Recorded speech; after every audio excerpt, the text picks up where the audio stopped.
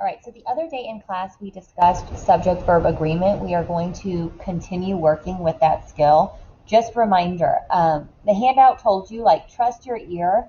That's not the best way to go about things because, again, we hear it spoken incorrectly all the time. So when you're really dealing with subject-verb agreement, you want to, first find the subject. That's the most important thing.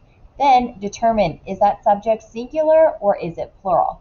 Okay, if your subject singular, you need a singular verb. If your subject plural, you need a plural verb. You also need to keep in mind the tense of those verbs. So sometimes looking at other parts of the sentence helps you with tense determination.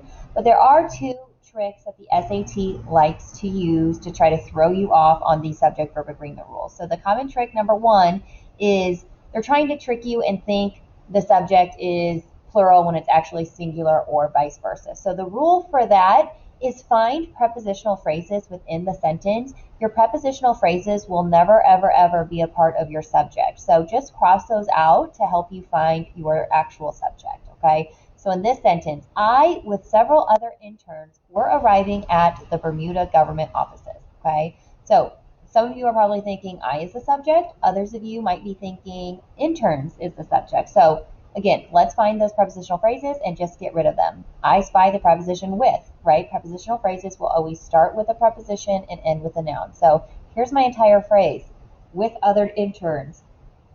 We can just cross that out, okay? At the Bermuda government office is my other prepositional phrase. Cross it out. Now we're left with I were arriving, okay? I is clearly our subject. I is singular, okay? Were is plural. So we now know that we need our singular past tense, right? So I was arriving would have been that correct answer, okay? Again, cross out those prepositional phrases. Another common trick that the SAT likes to pull is they like to put the subject after the verb to try to confuse you. So in this case, we have running from the bulls are Jimmy with his friends. Just like we did last time, still keep in mind that prepositional phrase rule. So with his friends, we can get rid of. From the bulls, we can get rid of. Okay, now we have running our Jimmy. Okay, so now we see, right, Jimmy, find your verb, right? Our verb's running. Now we know Jimmy is our subject, right? He is the one who is running. Jimmy is singular, which lets us know we need that singular verb. Okay, so again, keep those in mind as you are completing these subject-verb agreement rules. Today, this is what you're doing. So there's two parts to this. After you watch the video, complete step one. You are highlighting any prepositional phrases yellow. Again, yellow to let you know you're getting rid of those.